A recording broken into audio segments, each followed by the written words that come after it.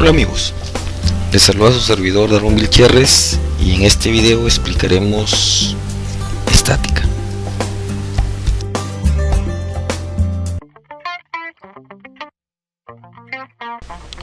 Lo primero que debemos de preguntarnos es cuándo decimos que un cuerpo está en equilibrio.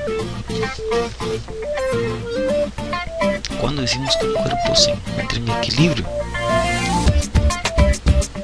¿Qué me dicen? ¿Qué responde? Un cuerpo estará en equilibrio cuando presenta aceleración igual a 0. Si un cuerpo presenta aceleración 0, podemos decir que ese cuerpo se encuentra en equilibrio. Y de acá viene una segunda pregunta. ¿Cuándo un cuerpo tiene aceleración 0? Hay dos situaciones cuando un cuerpo presenta aceleración 0. Primero, cuando el cuerpo se encuentra en reposo. Cuando un cuerpo no se mueve, tiene aceleración 0. Y segundo, cuando un cuerpo está en movimiento, pero se mueve con una velocidad constante. Si un cuerpo lleva velocidad constante, también tiene aceleración 0. Por lo tanto, en los dos casos decimos que está en equilibrio. En el primer caso, decimos que se encuentra en un equilibrio estático. Y en el segundo caso, decimos que el cuerpo se encuentra en un equilibrio cinético. Y de acá nace la primera condición de equilibrio. Como la aceleración 0, entonces la fuerza va a quedar 0. Recuerden que fuerza es masa por aceleración. Muy bien, entonces la primera condición de equilibrio nos dice que la sumatoria de fuerzas, o sea, todas las fuerzas que actúan sobre un cuerpo, va a dar como resultante igual a 0. Esto implica que si yo sumo fuerzas en X debe dar 0. Si sumo fuerzas en el eje Y también debe dar 0. Otra pregunta. Cuando un cuerpo está girando, ¿se encontrará en equilibrio? ¿Qué dicen? Si yo tengo un cuerpo que no está, que se mueve, no va a la izquierda, no va a la derecha, pero está girando, está dando vueltas, ¿este cuerpo estará en equilibrio? ¿Qué dicen? ¿Sí o no? Por acá tengo otro cuerpo que está girando, ¿estará en equilibrio? La respuesta es no está en equilibrio. Entonces, para que un cuerpo esté completamente en equilibrio, la sumatoria de fuerzas debe dar 0 y tampoco tiene que estar girando. Y acá viene una segunda condición, que vamos a llamar la segunda condición de equilibrio, que nos dice que la sumatoria de momentos que actúan sobre un cuerpo debe dar 0. Muy bien, resumiendo, primera condición, sumatoria de fuerzas igual a 0. Segunda condición, sumatoria de momentos igual a 0.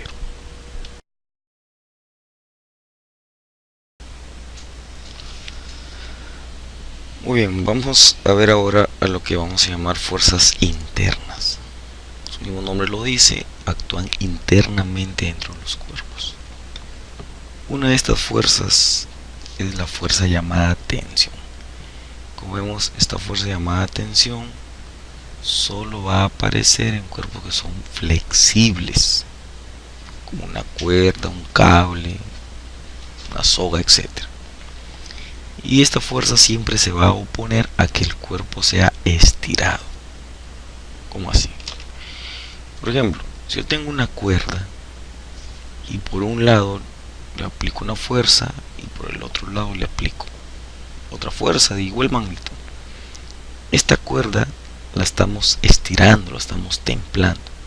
Entonces internamente dentro de esta cuerda aparece la fuerza llamada tensión, que va a oponerse a que sea estirado. Entonces, si hacemos el corte imaginario, aquí internamente va a estar la fuerza de tensión. Por ahí vemos cómo está indicando la fuerza de tensión. Dense cuenta que la fuerza de tensión apunta hacia el corte imaginario.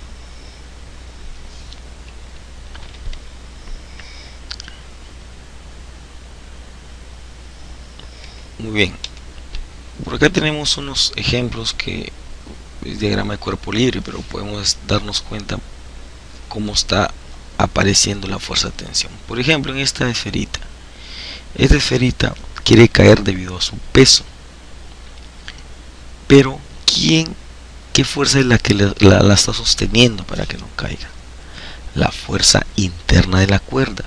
Este cuerpo no cae porque internamente la cuerda está ofreciendo una fuerza llamada tensión, que se opone a que el cuerpo sea estirado.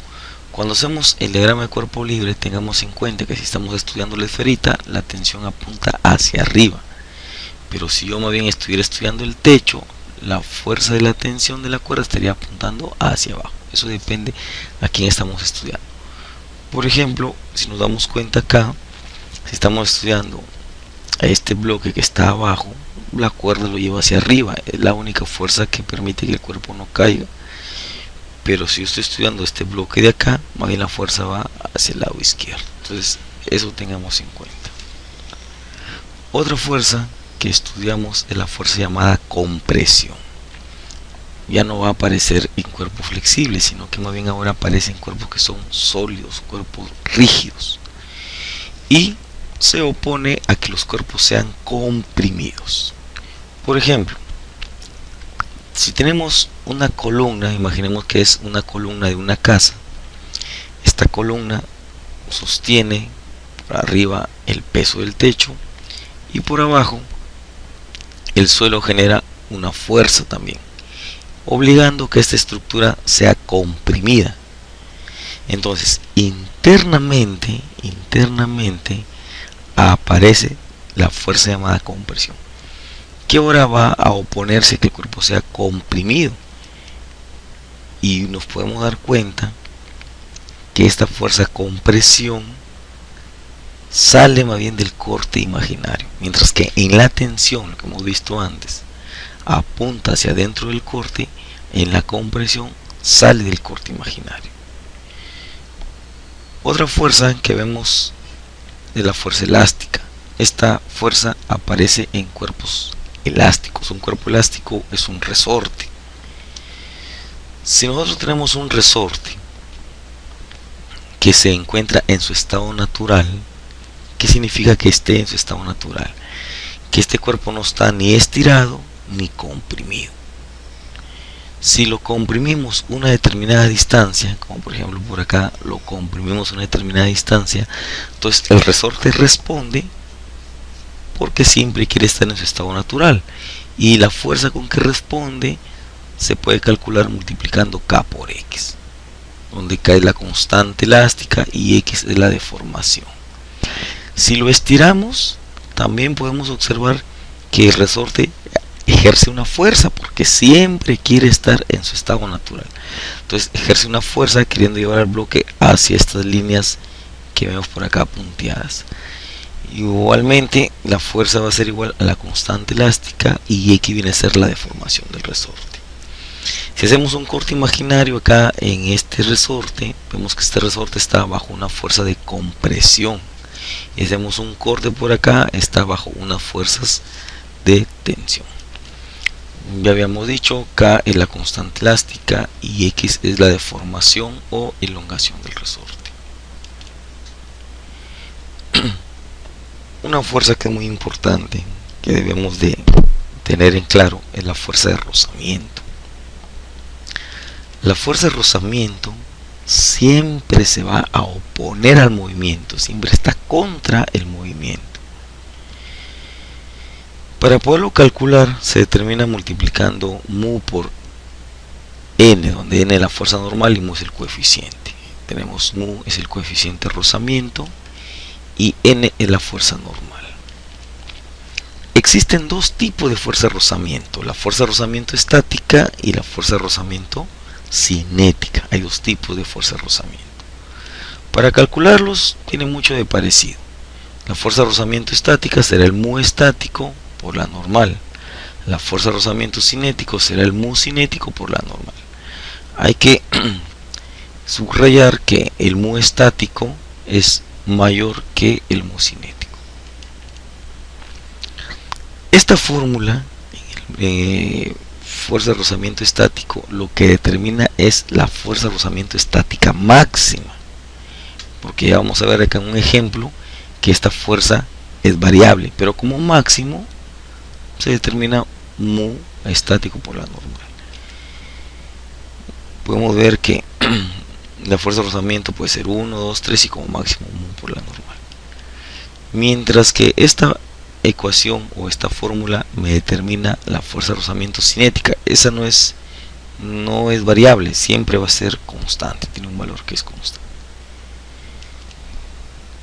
Hagamos un ejemplo para entender esto de fuerza de rozamiento estática máxima.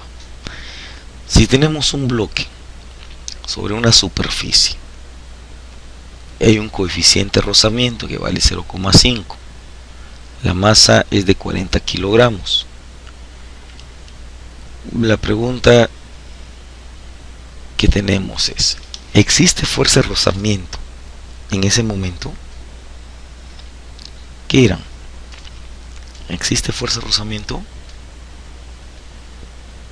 Pues la respuesta es no, porque la fuerza de rozamiento se opone al movimiento o al posible movimiento, y este cuerpo no quiere ni moverse, por lo tanto no hay fuerza de rozamiento.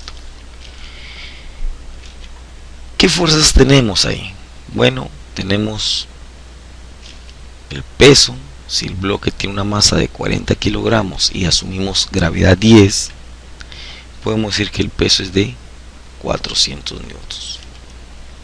Por acá la fuerza normal, que es la fuerza que hace una superficie sobre el cuerpo, esa es la fuerza normal.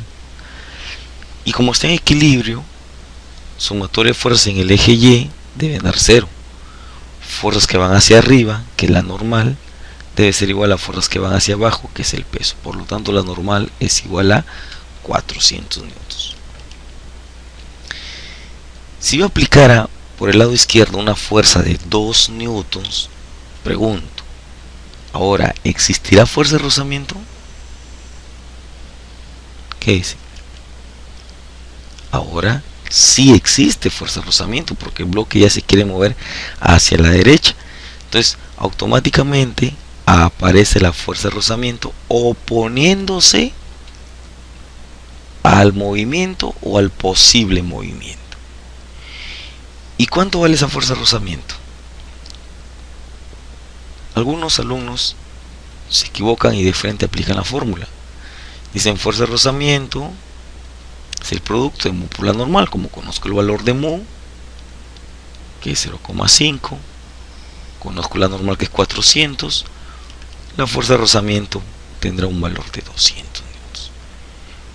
Pero, a ver, si analizamos en este eje, que es el eje X, si yo a este bloque le aplico una fuerza de 2 newtons hacia la derecha y la fuerza de rozamiento es 200, este bloque estará en equilibrio en el eje X. 2 a la derecha y 200 a la izquierda, ¿estará en equilibrio? Muy bien, ¿no es cierto? La respuesta es no. ¿Qué estamos observando? Que la fuerza de rozamiento es mucho mayor que esta fuerza que aplicamos. Entonces el bloque se movería. Medio ilógico. Imagínense pues que aplican una fuerza pequeña a una mesa y se empieza a mover antes hacia el lado izquierdo y que no movió el piso. Muy bien. Lo que hemos